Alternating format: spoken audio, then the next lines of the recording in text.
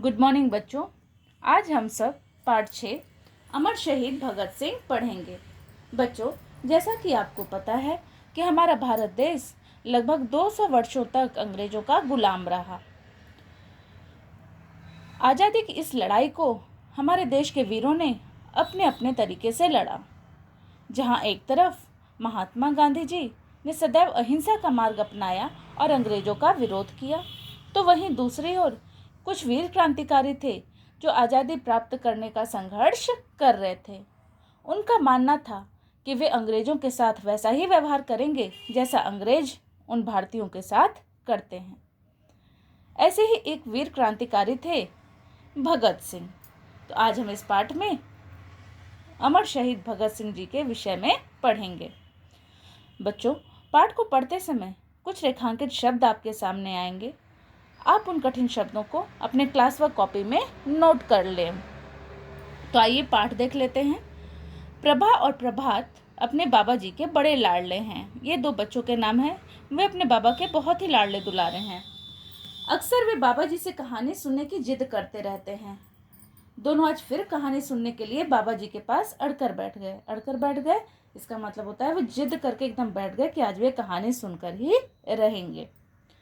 बाबा जी कुछ सोच कर बोले, आज मैं तुम्हें शेर और गीदड़ की झूठी कहानी नहीं, एक वीर बालक की सच्ची कहानी सुनाऊंगा, पर देखो बीच में सो मत जाना। उनके जो बाबा जी थे वो कहानी सुनाने के लिए तैयार हो जाते हैं, पर वो बच्चों को हिदायत देते हैं कि वो बीच में ना सोएं।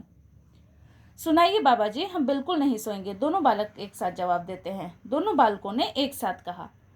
बाबा जी कहने लगे, लगभग 100 वर्ष पुरानी बात है। बरसात के दिन थे। एक किसान परिवार के लोग अपने खेत में आम के पौधे रोप रहे थे। अपने खेतों में वो आम के पौधे रोपना अर्थात लगाना। तो वह जो किसान का परिवार था, वे सारे लोग मिलके अपने खेत में आम के पौधे लगा रहे थे। वहाँ लगभग एक 4 वर्ष का बालक भी था। अचानक उस बालक को न जाने क्या सूझी, घास के छोटे छोटे तिनके खेत में गाड़ने लगा। पिता ने उससे पूछा, यह क्या कर रहे हो? बालक ने भोलेपन से उत्तर दिया, बंदूकें बो रहा हूं। बालक की बात सुनकर सारे परिवार को यह सोचकर बड़ा आश्चर्य हुआ। आश्चर्य होना अर्थात हैरानी होना कि इस छोटे से बालक के मन में अचानक से बंदूक की बात कैसे आई। यही बालक बड़ा होकर सरदार भगत सिंह के नाम से प्रसिद्ध हुआ।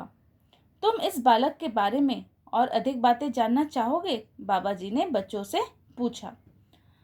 बाबा जी, और बातें भी बताइए, दोनों बच्चों ने उत्सुक होकर कहा। उत्सुक होना, कुछ जानने की इच्छा रखना। बाबा जी ने बताया, इस बालक का परिवार अपने देशभक्ति के लिए विख्यात था। देशभक्ति का देश के लिए भक्ति, और विख्यात का अर्थ होता है प्रसिद्ध होना। तो उन्होंने बताया कि इस बालक का जो परिवार था वो अपने देश के लिए प्रसिद्ध था। बालक के बाबा सरदार अर्जुन सिंह प्रसिद्ध आर्य समाजी थे। आर्य समाजी अर्थात आर्य समाज के नियमों को मानने वाला। आर्य समाज एक सामाजिक एवं धार्मिक संगठन था, और उस संगठन के नियमों का पालन करने वाले लोग आर्य समाजी कहलाते थे। इनके 3 पुत्र थे, सरदार किशन सिंह, सरदार अजीत सिंह और सरदार स्वर्ण सिंह। तीनों ने ही देश की स्वतंत्रता आंदोलन में बढ़ चढ़कर भाग लिया था। तुम जानते ही हो, उन दिनों हमारा देश पराधीन था। पराधीन था अर्थ गुलाम था, अंग्रेजों का अधीन था, गुलाम था। भगत सिंह सरदार किशन सिंह के बड़े पुत्र थे। भगत सिंह की माता जी का नाम श्रीमती विद्यावती था। भगत सिंह का जन्म 28 सितंबर 1907 को पंजाब के लायलपुर जिले के बंगा ग्राम में हुआ था। अब यह स्थान पाकिस्तान में है। ग्राम का अर्थ होता है गांव। जिस दिन भगत सिंह का जन्म हुआ उसी दिन इनके पिता सरदार किशन सिंह तथा चाचा सरदार स्वर्ण सिंह जेल से छूटे थे। इसलिए इस बालक को बड़ा भाग्यशाली माना गया।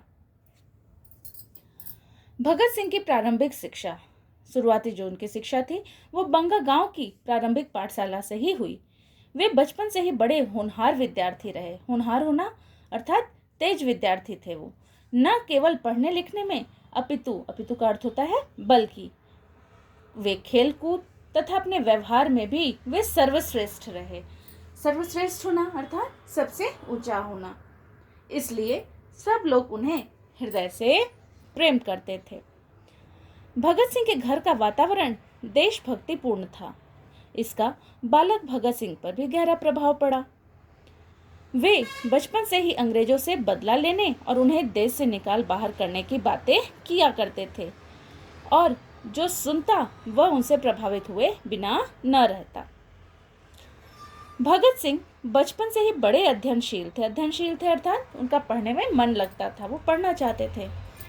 उन्होंने पाठ्यक्रम की पुस्तकों के साथ साथ अनेक उत्तम पुस्तकें प्राथमिक कक्षाओं में रहते हुए ही पढ़ डाली थी।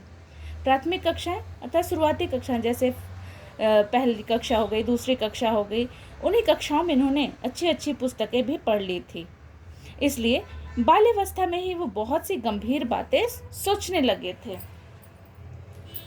बेटा, प्राथमिक कक्षाएं होती हैं पहले कक्षा से लेकर 5वीं कक्षा तक, है ना। तो पहली कक्षा से लेकर 5वीं कक्षाओं तक में ही इन्होंने ऐसी बहुत सारी पुस्तकें पढ़ डाली थी और उन पुस्तकों से इन्होंने बहुत ही ज्ञान प्राप्त किया था। जब अमृतसर में जलियांवाला बाग का प्रसिद्ध गोलीकांड हुआ, तब भगत सिंह केवल उस समय 12 वर्ष के ही थे। जलियांवाला बाग हत्याकांड, इस कांड में निहत्थे एवं निर्दोष, निहत्थे मतलब जिनके हाथ में कुछ भी नहीं था अपने आप को बचाने के लिए, है ना, कोई भी शस्त्र औजार नहीं था, और निर्दोष जिनकी कोई भी गलती नहीं थी, ऐसे देशभक्तों पर अंग्रेज सैनिक अधिकारी जनरल डायर था, उसने बिना किसी कारण के ही उन्होंने गोलियां बरसा दी थी। इस बर्बर गोलीकांड के फलस्वरूप अनेक स्त्री पुरुष मारे गए या घायल हो गए। इस घटना ने भगत सिंह को झकझोर दिया। वे बस में बैठकर जलियांवाले बाग में पहुंच गए। वे वहां से देशभक्तों के खून में सनी मिट्टी ले आए और उसे एक पवित्र वस्तु की तरह संभाल कर रख लिया। उस मिट्टी का फूल चढ़ाकर उसकी वे पूजा करने लग गए। मात्र 14 वर्ष की उम्र में भगत सिंह पढ़ाई छोड़कर गांधी जी द्वारा छेड़े गए असहयोग आंदोलन में कूद पड़े। इन्होंने देश प्रेमी छात्रों की टोली बनाई और विदेशी वस्त्रों की होली जलाने के काम में जुट गए। कुछ समय बाद चौरी चौरा स्थान पर क्रोधित भीड़ ने पुलिस के कुछ लोगों को जलाकर मार डाला। गांधी जी ने तब अंग्रेज सरकार के विरुद्ध अपना अहिंसापूर्ण आंदोलन वापस ले लिया। अन्य युवाओं की तरह भगत सिंह को भी गांधी जी की यह बात पसंद। बच्चों, असहयोग आंदोलन में भारतीयों ने विदेशी वस्तुओं का बहिष्कार कर दिया था। इसी कारण वे क्या कर रहे थे, विदेशी वस्त्रों को जला रहे थे। लेकिन जब ये सब हो रहा था, उसी समय चौरी चौरा नामक स्थान पे क्रोधित भीड़ ने कुछ पुलिस वालों को मार दिया था। अब क्योंकि गांधी जी अहिंसा के मार्ग पर चलना पसंद करते थे, उन्हें हिंसा थोड़ा भी मंजूर नहीं था। वे नहीं चाहते थे किसी को भी अकारण कोई कष्ट पहुंचे, और अंततः उन्होंने अपने असहयोग आंदोलन को वापस ले लिया। लेकिन कुछ युवा थे जिन्हें ये बात पसंद नहीं आई। उन्हीं युवाओं में से एक युवा भगत सिंह जी भी थे।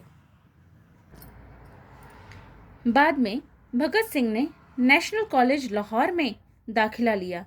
यहाँ के देशभक्त अध्यापकों का भी भगत सिंह पर गहरा प्रभाव पड़ा। तो बच्चों, आज के वीडियो के फर्स्ट पार्ट में हमने यहाँ तक पढ़ा। कल हम अगले भाग में पढ़ेंगे। धन्यवाद।